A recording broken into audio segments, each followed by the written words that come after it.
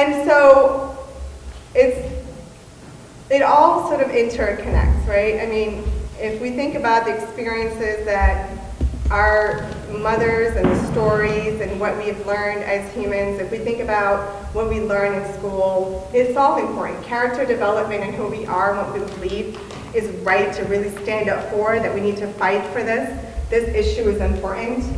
That's not necessarily something we gain in school when we go to college or high school or even middle school. It's a belief.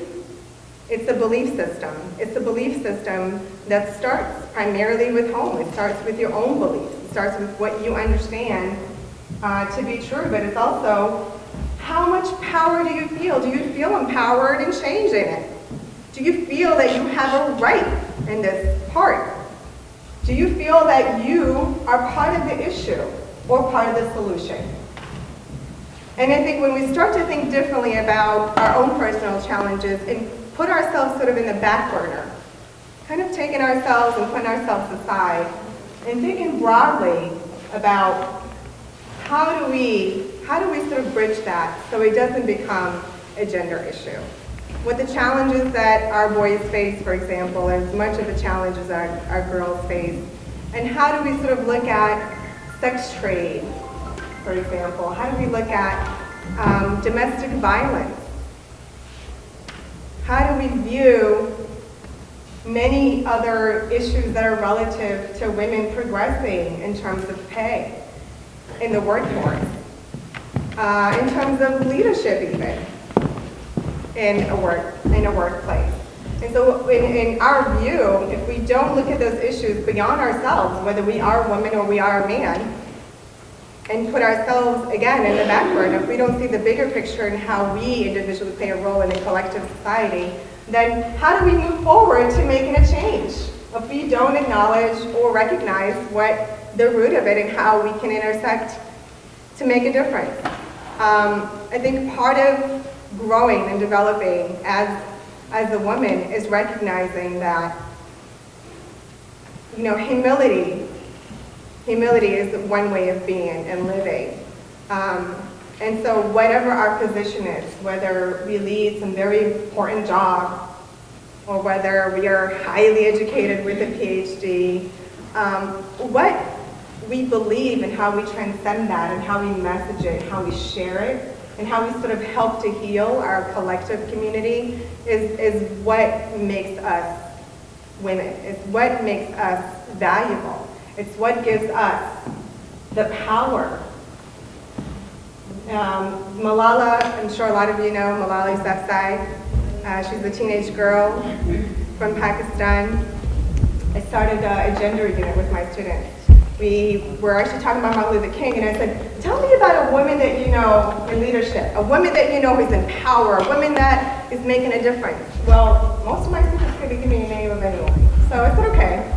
So I wrote a curriculum unit. We started with Malala, and I'm happy to say that they've learned about Malala, but they've also learned about gender equality.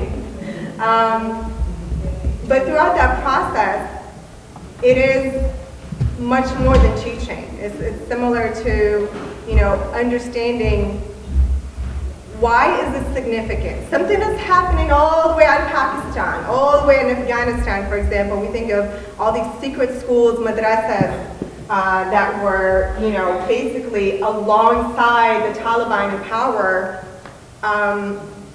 for, many years that existed, that only primarily focused on teaching girls and teaching girls academics and Arabic. Why is that important? Why is that relevant to you today? You're here, you're in the United States, girls and boys are the same. Why is that relevant? And I think that's the importance of this day. And I think of International Women's Day, that yes, today we can choose a slew of issues, challenges, each of us having their own, each of us has their own relative experience and challenge. But what is it that we can understand even broadly about how do we impact the change? It's by first understanding the problem. It's by first acknowledging that it exists. It's by first understanding that for some of those girls, their experience not any different than my grandmother's? And why, in 2015, should we allow for that to be in existence? Why should we accept it? And so by pushing to have that awareness and that dialogue across gender, across boundaries, I think that we can move towards understanding our own humanness and how we play a role in making this world a better place, regardless of what our own affiliation or our job, our own power. So we have our own internal power, but what we choose to do with it and how we share it is what is hopefully what our children and our students and those with us will remember.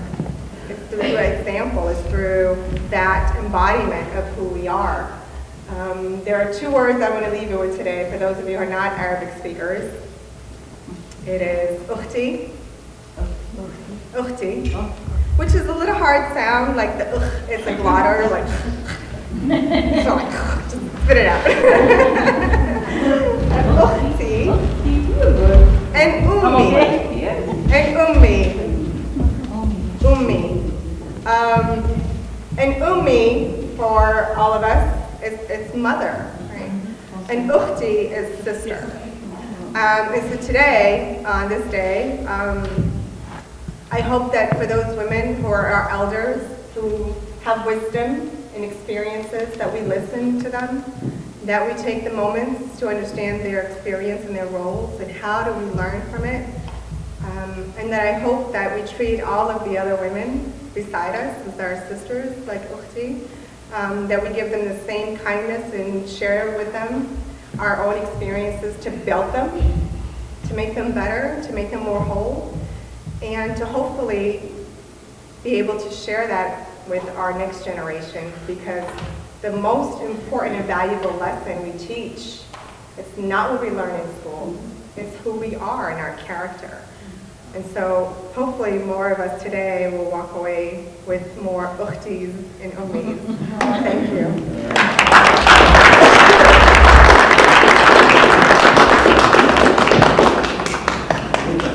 Thank you, Farah. You hope much better. Rita will not want her challenge contact. Do you want this? Okay.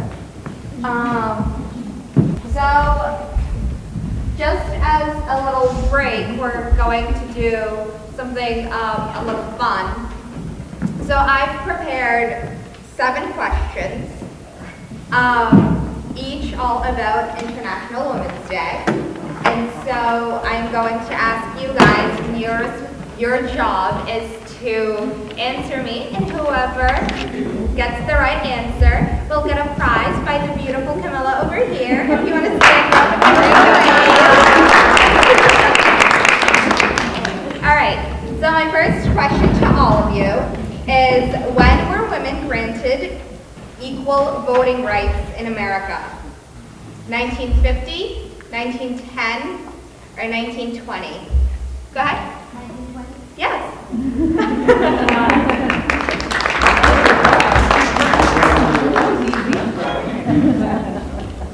All right, so this one's a bit more tough because I don't know if many people actually know it.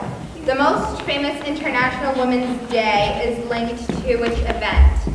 The February Revolution, the French Revolution, or the American Revolution?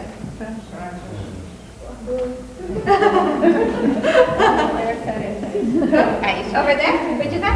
French Revolution. Yeah.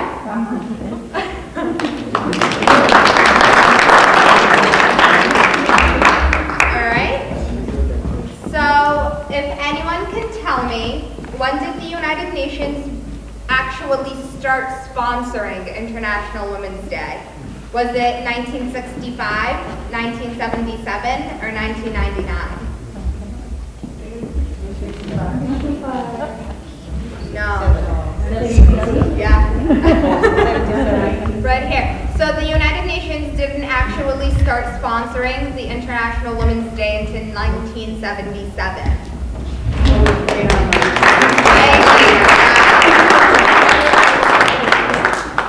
All right.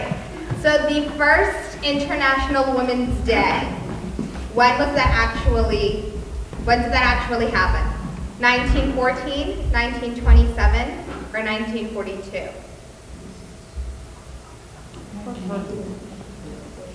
Who? It's not 42. It's not 27. Yes, it is 1942.